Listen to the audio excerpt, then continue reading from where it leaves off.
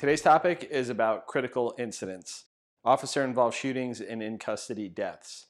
But I'm going to talk about them from a different perspective. How to talk about what happens in critical incidents and how to best prepare your family in case you're involved in one of these incidents. My name is Steve Serbalik, and I'm a panel attorney with ASCOPS in Arizona. There's no doubt that critical incidents are stressful. For an officer-involved shooting, it's almost certain that you were just involved in a circumstance where either you believed that you were about to die or you believed a suspect was about to kill somebody else. In-custody deaths also cause significant stress, as the circumstances can vary widely, but both shootings and in-custody deaths trigger substantial investigations. In Arizona, generally speaking, these incidents result in effectively 3 different investigations.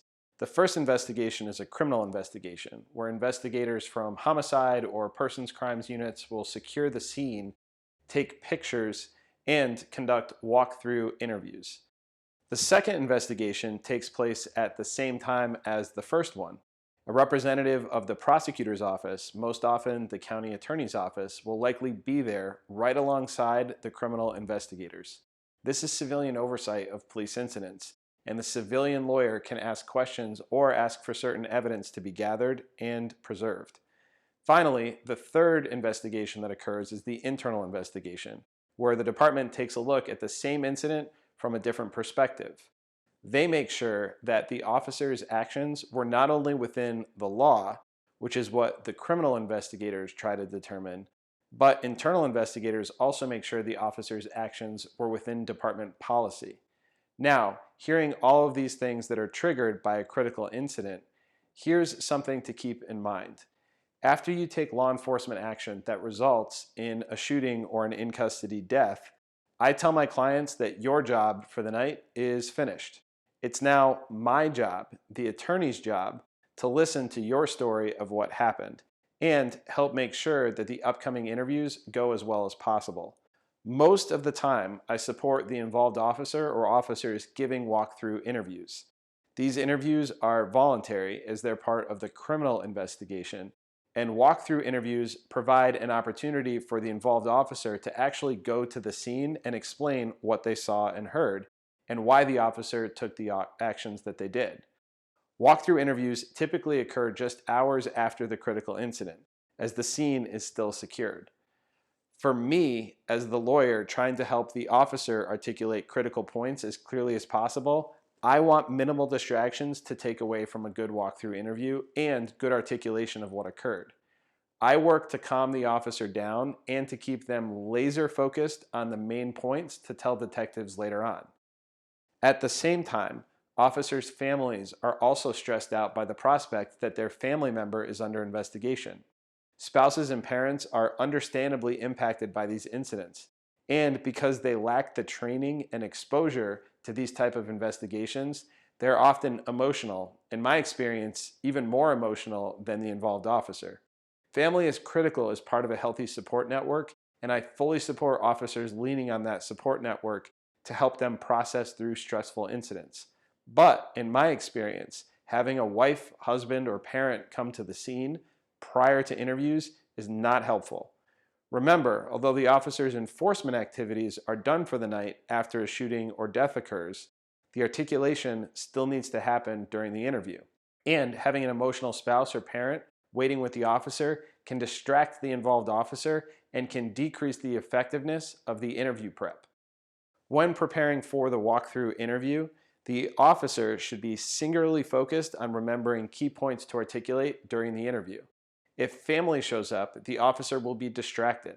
Speaking of distractions, after one of these critical incidents, involved officers are typically bombarded by phone calls and text messages. Again, it's great to have this type of support network, but these types of messages can distract an officer preparing for a walkthrough interview. And worse, if the officer types back to these messages about what happened, the involved officer's cell phone could, in theory, be subject to seizure and a download of its contents. To avoid these distractions, I almost always make sure that the involved officer calls their spouse to say that they're okay and that they will be home late. But after that, I make sure that the officer hands off the phone to a trusted friend until after the walkthrough interview. So, to recap, here's what you can do to help yourself and your family prepare in case you're involved in a critical incident. First, watch this video with them. Preparation is a key to success, and if you have an honest conversation about what to expect in the event that a critical incident occurs, it may help avoid surprises or disappointment if a critical incident happens. Second, keep this general principle in mind. How you articulate what happened is the most important aspect of a critical incident response. If you want to minimize the likelihood of getting in trouble for your actions, you need to make sure that you can stay focused on finishing your responsibilities by listening to your lawyer about how to best articulate what happened.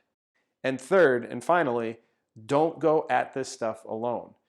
No matter who you are, and no matter what the shooting or in custody death is, call a lawyer and get help after a critical incident. These past few years have shown us time after time that officers are under incredible scrutiny, and any critical incident can be blown up in the media, especially if the articulation of the officer isn't great.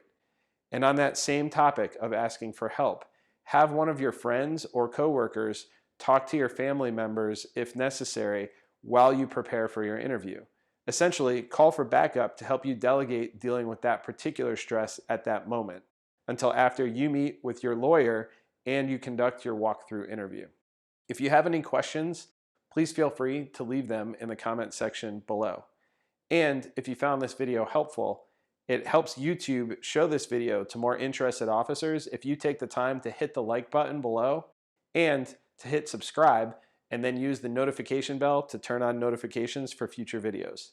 Videos come out every Sunday at 5:30 p.m. Arizona time. I'm Steve Cerbalic. Thanks for watching and stay safe out there.